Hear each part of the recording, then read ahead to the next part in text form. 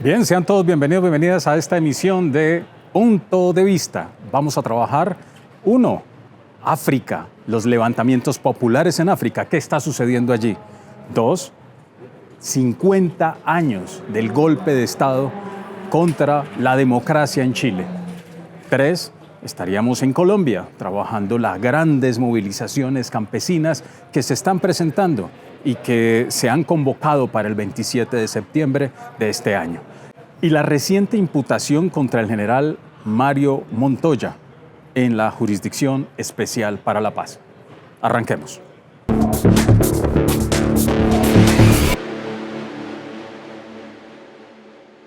El mundo registra con asombro los levantamientos populares en África, golpes militares junto con levantamientos populares, reclamando autonomía. Este fenómeno se viene presentando y reclaman de Occidente un trato justo, digno e en igualdad de condiciones. Un golpe militar en Gabón es el último y más reciente registro que tenemos de levantamientos populares y militares en países de África. Una secuencia en aquellos países con gran capacidad de producción de minerales y con una carga y una riqueza especial. Europa es la que se ve beneficiada de estos recursos que compra a bajo costo.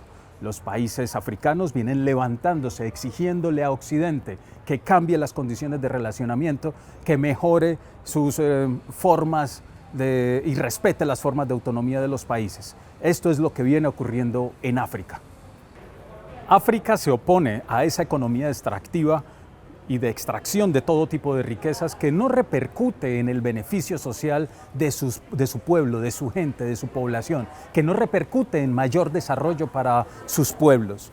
De eso es lo que se expresa en las movilizaciones populares y también lo que se dice en los discursos de los golpes militares. Además, hemos contado con unos gobiernos que se han enquistado en el poder, facilitando estas políticas extractivas aupados por Occidente, protegidos por gobiernos de Occidente, en específico también por Francia, consolidándose una política colonial aún sin ser una época de colonias.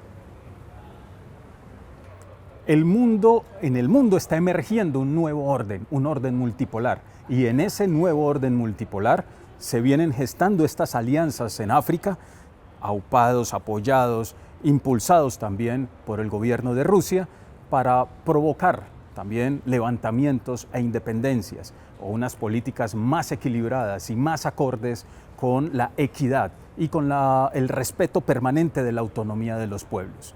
Ese es el nuevo orden y se abre una brecha, una posibilidad para que los pueblos del sur, organizados y articulados, exijan y levanten sus voces frente a una constante y eterna manipulación de los gobiernos de Occidente.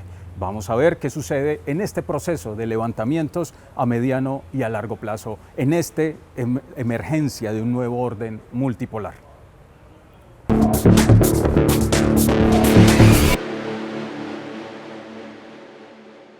El médico cirujano Salvador Allende, el 3 de noviembre de 1970, asumía la presidencia después de lograrlas en unas elecciones justas, democráticas, amplias y transparentes.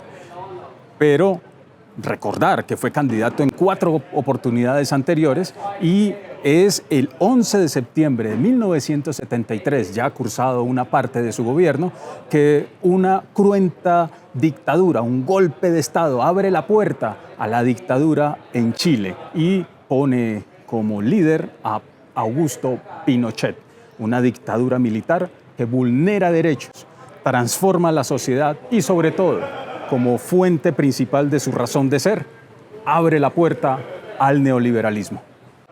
Gracias a los archivos desclasificados de seguridad de Estados Unidos, hoy tenemos conciencia plena y suficientes argumentos para decir quiénes dieron la orden. El gobierno de los Estados Unidos, en cabeza del entonces presidente Nixon, y su secretario de Estado, Henry Kissinger, fueron quienes dieron la orden, prepararon, auparon y sostuvieron un régimen dictatorial. Hacer gritar la economía fue la expresión del presidente Nixon cuando conoce el resultado electoral en Chile, el triunfo democrático de Salvador Allende. Pero esta expresión nos recoge una serie de estrategias utilizadas para asfixiar la economía y asfixiar la sociedad chilena, preparando el escenario para el golpe de Estado.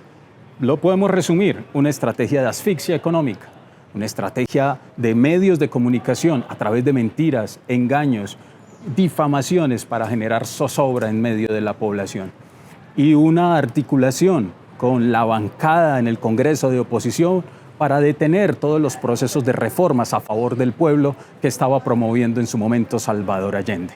Y también una estrategia cultural para promover a través de los sistemas educativos, de las universidades, sobre todo privadas, un ambiente propicio para que se diera finalmente el golpe de Estado.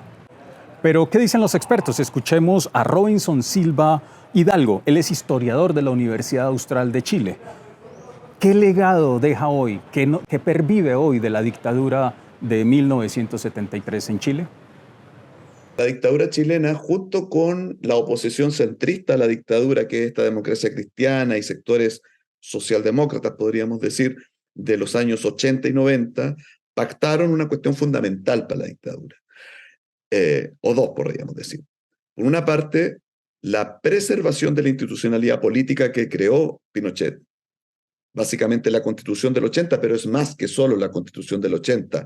Es un nuevo código laboral, es un nuevo sistema de pensiones, digamos, de seguridad social. Bueno, pensiones, no seguridad social.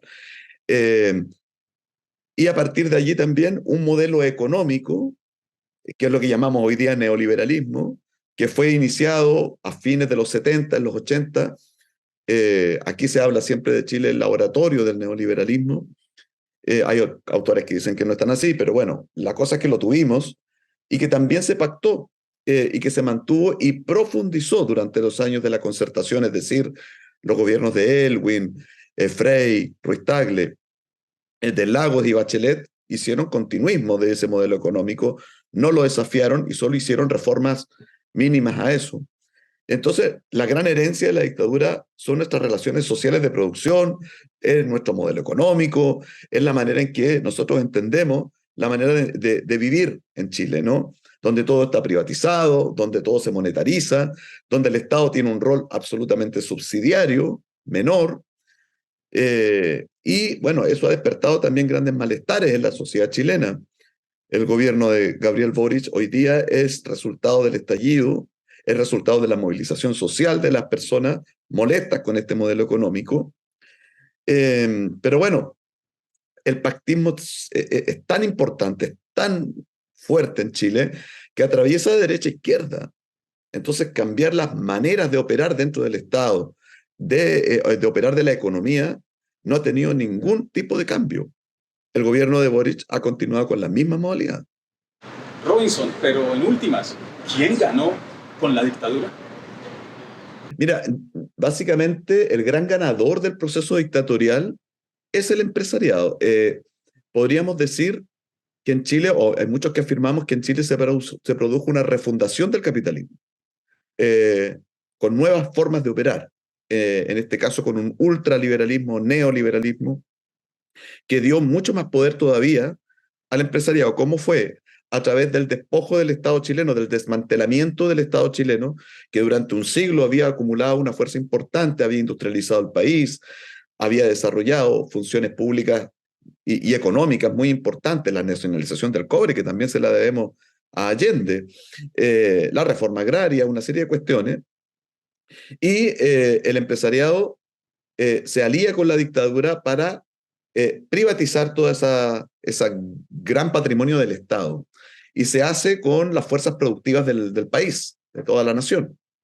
Entonces, el gran ganador es este, el empresariado, por supuesto, que va a estar al lado de quienes protejan con mayor fuerza el modelo económico que les ha dado grandes beneficios. El empresariado chileno es muy, muy fuerte, muy potente, ha acumulado un capital impresionante durante 40, 50 años, y eso es notorio. Han apoyado irrestrictamente a toda la clase política neoliberal, a toda, de derecha a izquierda, financiándola incluso ilegalmente, como se ha visto en muchos casos que están judicializados, de financiamiento ilegal a la política.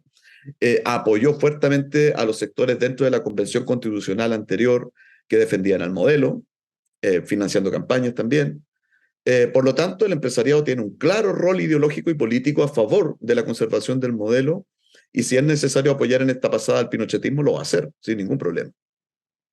En últimas, lo que se atacó fue el proyecto de unidad popular, la capacidad organizativa del pueblo para generar y empujar transformaciones. Eso fue lo que se atacó. Hoy, ¿qué pasa con el movimiento social y popular?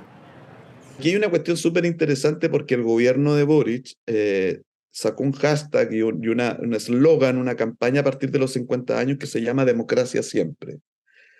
Porque ellos y la clase política en general, matices, fracturas más, menos, consideran que el gran dañado en el proceso del golpe de Estado fue la democracia, la institucionalidad, ¿sí? Y la verdad es que si tú revisas los datos de quiénes fueron los muertos durante la dictadura a partir del golpe de Estado, es pueblo. Son sindicalistas, son campesinos de la reforma agraria, son mapuches, son mujeres que eran activistas, ¿cierto? Muchos militantes muy jóvenes de partidos de izquierda revolucionarios, como el MIR, el Partido Socialista, el Partido Comunista.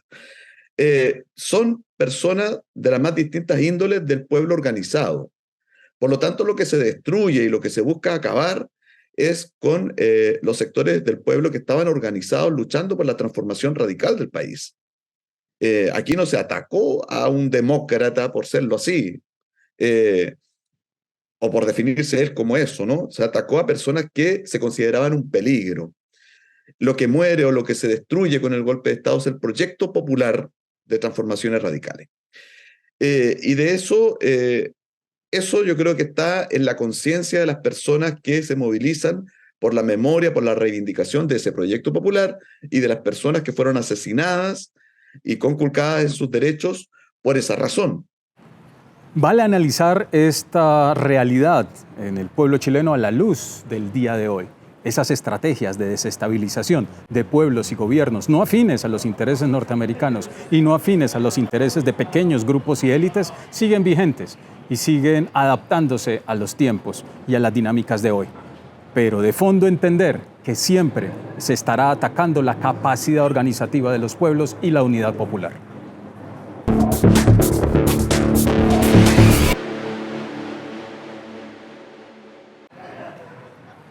Participación efectiva de la sociedad y la reforma agraria, dos de las centrales razones que han motivado permanentemente el conflicto en Colombia. Respecto a la reforma agraria, siempre se han generado los tropiezos por parte de élites y por parte de grupos de poder para detener cualquier intento de reforma agraria en el país. Por el contrario, el país se ha visto abocado de manera violenta a contrarreformas agrarias, cuyo resultado es la acumulación de gran cantidad de tierra en pocas manos. De hecho, el punto 1 del acuerdo firmado entre las FARC y el gobierno de Colombia hace alusión a la reforma rural integral, un impulso a una reforma agraria en Colombia. El gobierno de Gustavo Petro viene ubicando este tema como central y por ello está retomando los espacios de participación directa del campesinado, reviviendo los comités campesinos, los comités regionales y también caminando hacia una gran movilización social que empuje y apoye esta necesidad de una reforma agraria ya. Gracias a las luchas del movimiento campesino y de la sociedad que apoya el movimiento campesino de manera real, pues se han logrado avances significativos, como que se reconozca al campesinado en la Constitución de Colombia como sujeto de derechos, como que también tenemos una jurisdicción agraria, fruto del acuerdo de paz entre las FARC y el gobierno. Ahora sigue su reglamentación para que ella empiece a funcionar. Otras estrategias que se han implementado, como retomar la cumbre agraria campesina étnica y popular. Instrumentos que van sumando en esta necesaria reforma agraria. Ahora es prudente que la sociedad rodee este escenario del movimiento del campesinado en Colombia para impulsar y evitar que retrocedan los avances en esta necesaria reforma, en esta necesaria redistribución justa de la tierra para el progreso y el desarrollo de los pueblos. La Jurisdicción Especial para la Paz, JEP, imputó cargos por crímenes de guerra y crímenes de lesa humanidad contra el general en retiro Mario Montoya y 8 militares por 130 falsos positivos o ejecuciones extrajudiciales en el oriente antioqueño. Se trataría de una emboscada a una camioneta que iba conducida por un paramilitar que tenía el alias de Parmenio. Aparentemente Parmenio le ofrece o acepta llevar a unos civiles, entre ellas estas 2 niñas que eran estudiantes del Liceo San Rafael, a otra vereda, y entonces la unidad militar había planeado hacerle una emboscada a esa camioneta y los civiles quedan muertos allí en la emboscada. Aún nos queda mucha verdad por develar. En el marco de la campaña liderada por la Corporación Jurídica Libertad, las víctimas están en el centro, se da cuenta de que esta imputación aún no refleja las graves violaciones a los derechos humanos e infracciones al derecho internacional humanitario por parte del general Montoya.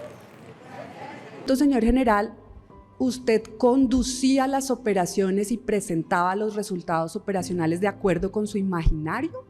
No, señora magistrada. Es de resaltar en el comunicado de la JEP la referencia que hace al Plan Colombia y el Plan Patriota. La intervención de Estados Unidos a través de estos 2 planes, al referirse que la estrategia militar definió áreas de especial intervención por su prioridad económica. Una de ellas era el oriente antioqueño. Aún nos queda verdad por develar: el papel de Estados Unidos, el papel de la reconfiguración de los territorios para el mercado global y, por supuesto, seguir indagando sobre el papel de los altos cargos militares y políticos. Bien, hemos concluido. Nos estaremos encontrando en una próxima emisión para seguir profundizando sobre nuestros puntos de vista.